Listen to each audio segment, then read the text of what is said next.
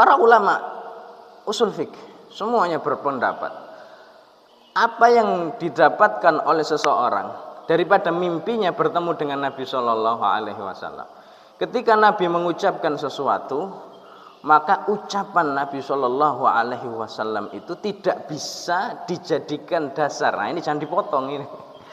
Tidak bisa dijadikan dasar untuk sebagai landasan agama setelah kematian beliau ketika dalam mimpinya. Jadi seperti itu. Itu semua ulama berpendapat seperti itu. Artinya inilah kejelian fikihnya Imam At-Tirmidzi menyebutkan tentang mimpi bertemu dengan Nabi. Maka siapa Nabi Shallallahu Alaihi Wasallam ketika itu sesuai dengan apa yang kami sebutkan di awal, maka itu Nabi Shallallahu Alaihi Wasallam. Tapi ketika engkau sebutkan itu adalah sesuatu yang lain, maka itu bukan Nabi Shallallahu Alaihi Wasallam. Kenapa? Ini alasannya. Haddatsana Muhammad bin Bashar, hadis ini dari Muhammad bin Bashar. Haddatsana Abdurrahman bin Mahdi, daripada Abdurrahman bin Mahdi. Haddatsana Sufyan, daripada Sufyan. Imma Sufyan ibnu Uyainah atau Sufyan Ats-Tsauri di sini. An Abi Ishaq, daripada Abu Ishaq, an Abil Ahwas, an Abdullah bin Mas'ud, anin Nabi sallallahu alaihi wasallam. Dari Abdullah bin Mas'ud, Nabi sallallahu alaihi wasallam bersabda, "Man ra'ani fil manami faqad ra'ani."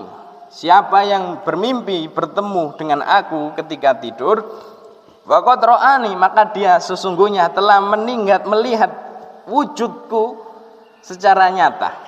Fa inna syaitan, karena syaitan itu la yatamatsalu bi, karena syaitan itu tidak mampu untuk menyerupai diriku.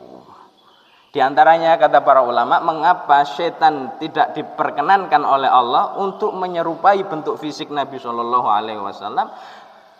Li'alla yakdzibu ala lisani Rasulillah Shallallahu Alaihi Wasallam. Li'alla yakdzibu ala lisani Rasul Shallallahu Alaihi Wasallam.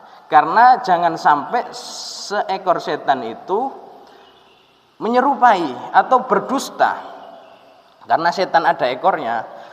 Fa inna syaitan la yatamatsalu bi, jangan sampai setan itu berdusta atas nama Nabi Shallallahu Alaihi Wasallam. Jadi orang ketika bermimpi bertemu Nabi, yang dilihatnya itu adalah bentuk fisik Nabi Shallallahu Alaihi Wasallam, sungguhan seperti itu bentuk fisiknya. Tapi bisa jadi orang tertipu, Di antaranya tertipunya orang ketika dia bertemu dengan Nabi Shallallahu Alaihi Wasallam karena dia tidak tahu ilmunya, tidak tahu hadis-hadis yang menceritakan tentang fisik Nabi Shallallahu Alaihi Wasallam.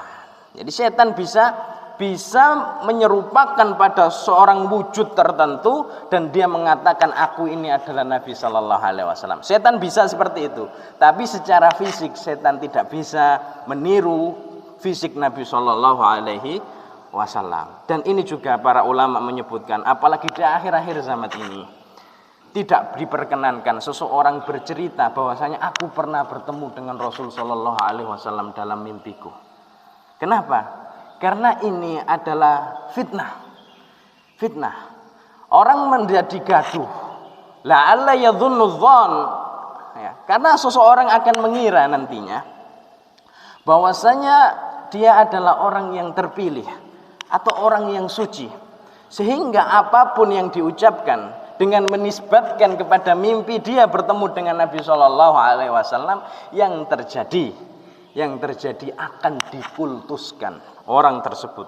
Dan ini terjadi, ya, kaum tertentu, ya, itu terjadi, bercerita, saya pernah bertemu dengan Rasul Shallallahu Alaihi Wasallam dalam mimpiku maupun dalam keadaan terjaga. Aku mengunjungi berziarah kepada makam Rasul Shallallahu Alaihi Wasallam, kemudian beliau mengeluarkan tangannya dari kuburnya dan menyalamiku. Ini sebuah kebodohan yang tidak bisa diterima.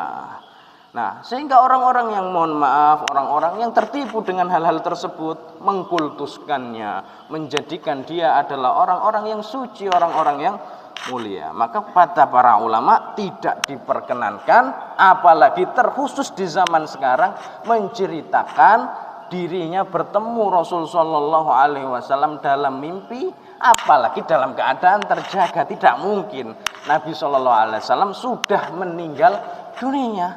Beliau secara fisiknya terkubur sudah, ya, dan rohnya, arwahnya di sisi Allah Subhanahu wa Ta'ala. Itulah yang terjadi saat ini.